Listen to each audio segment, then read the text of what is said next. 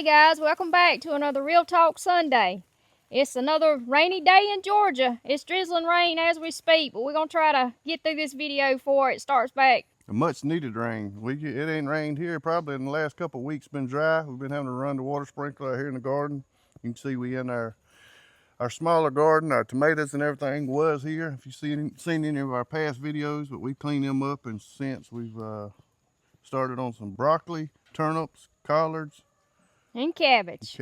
We went from summer tomatoes to fall greens. That's right. If you want to see the video on that, the planting video on our fall greens, that's the title of the video. Summer tomatoes to fall greens. You guys can check that one out. Our spring garden's still putting off. You can see we just got through picking a whole bucket of, well, a few jalapenos in there and a bunch of bell peppers. So we still getting a little bit off the peppers. They doing. This is the best bell pepper crop we've had. Yes, it is. They continue to put on nice, healthy, good shaped bell peppers. And this has been our, like you said, the biggest crop of bell peppers we've ever had as far as the size and the healthiness to the peppers themselves. And for those of you that's new to the channel, we are in zone 8B. Like you said, our jalapeno poppers and our bell peppers are still putting on strong. We're still harvesting and putting those up. Matter of fact, here in just a little bit, it's raining today and a whole lot we can do outside. So we're gonna, I'm gonna get in there, and I've cut up a whole bucket of jalapenos, split them up, took the seeds out. So I'm finna go in there and make Mama some jalapeno poppers. We got plenty of bacon and cream cheese, and what a better day to do it than today. Some of y'all have already seen that video, but for those of you that have not, you can go ahead and prepare jalapeno poppers completely. Like he said, he's already halved them and cleaned out the seeds and the membrane. We go ahead and stuff them with cream cheese and wrap them in bacon, and we vacuum seal them and go ahead and pop them in the freezer. We've got a whole video out on that also, if you guys want to check that out. But we try to put up during the summer to carry us all the way through the winter, because like he said, I love jalapeno poppers, and my daughter does as well. Yeah, she come along to it. She wasn't real crazy about it, but now every time we cook, just about. Yeah, sometimes she'll just go in there and pop some out of the freezer and put them in the air fryer and just eat them for a meal. Mm-hmm.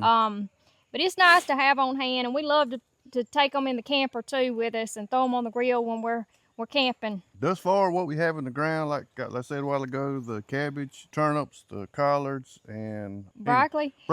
We started the broccoli and the cabbage and the collards from started plants, and then we planted the turnips from seeds. And we're actually getting ready. Those are up, and you can see a little bit back here in the background.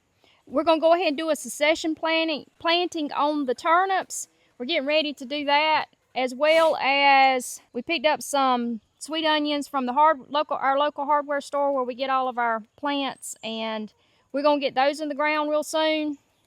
We'll probably do a little quick video on that, so you guys stay tuned on that. And it is my hopes that we're going to get a salad green bed started.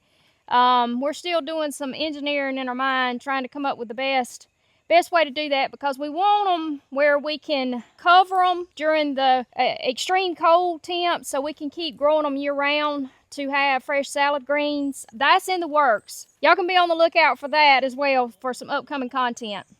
Yeah, if it clears up today, we're going to try to get our onions and the rest of our turnip planting. But if it continues to rain all day, like I said, we're not complaining, because it has been so dry. Dry here. We've been having to run the sprinkler on this freshly planted stuff about every afternoon.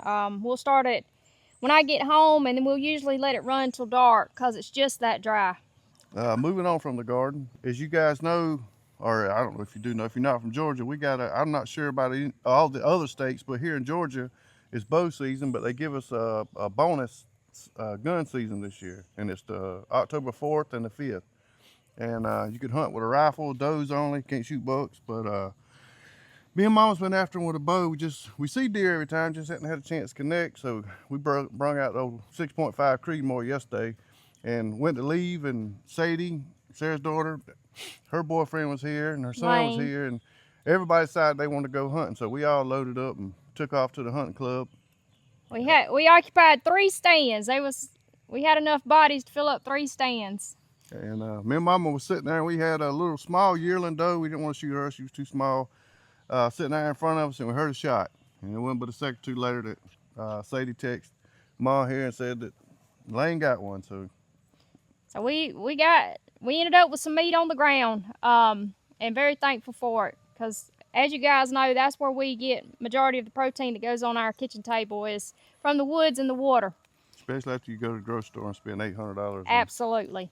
But as he said, those doe days was yesterday and today, and we're gonna take another stab at it. Hopefully this afternoon, rain or shine. We're gonna make another attempt at it. See if we can go ahead and harvest one more to get a kickstart and a head start on our deer meat in the freezer, because we did run out. We didn't make it quite to season, and we like to have harvest enough to carry us all the way until the next season starts. Looking forward to that this afternoon.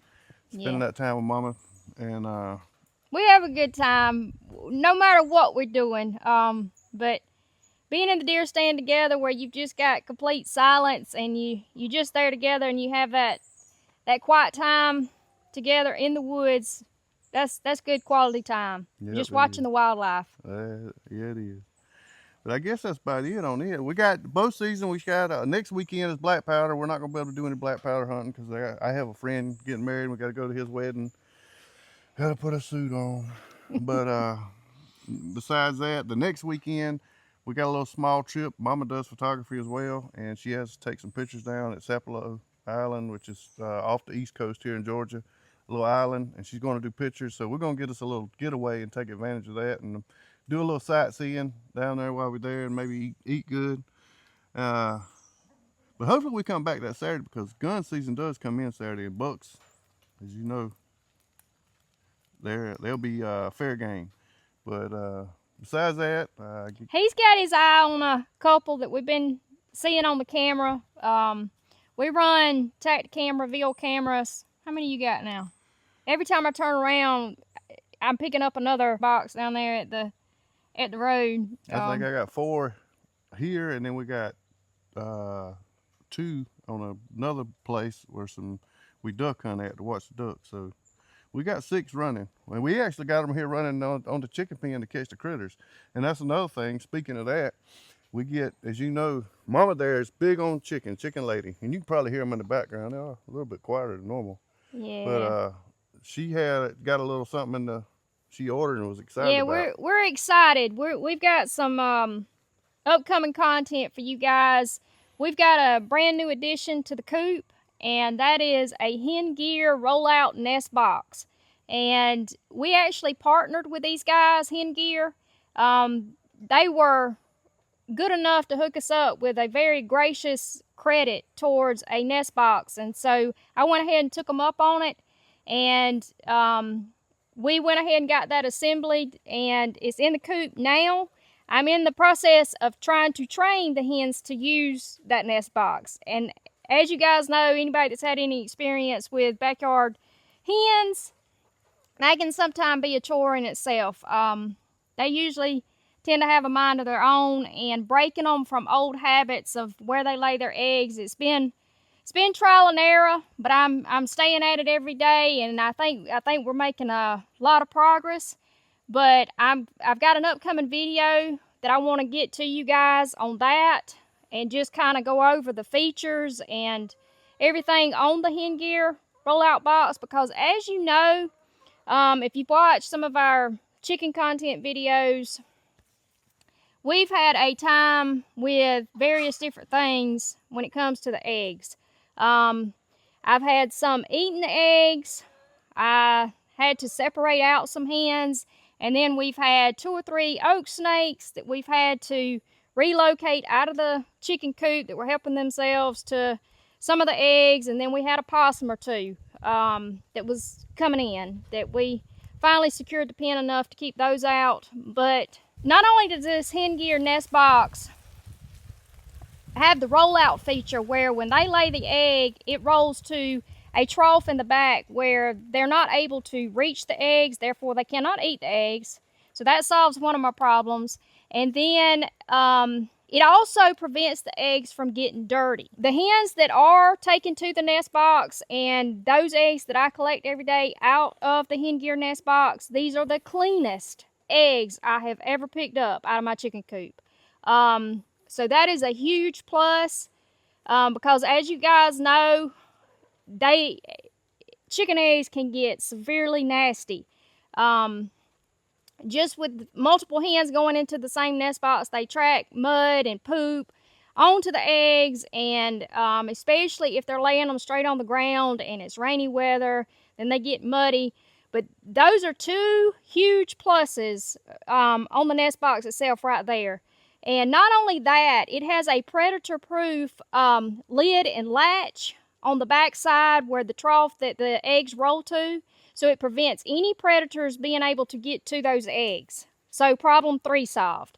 Like I say, once I get them all switched over and trained, I think it'll be a huge game changer for us in our coop. And I'm looking forward to successfully getting them all trained to use it. And you guys stay tuned and be on the lookout for that content, because I definitely want to share that experience with you and give you my honest review of that hen gear nest box and let you know how it turns out for us.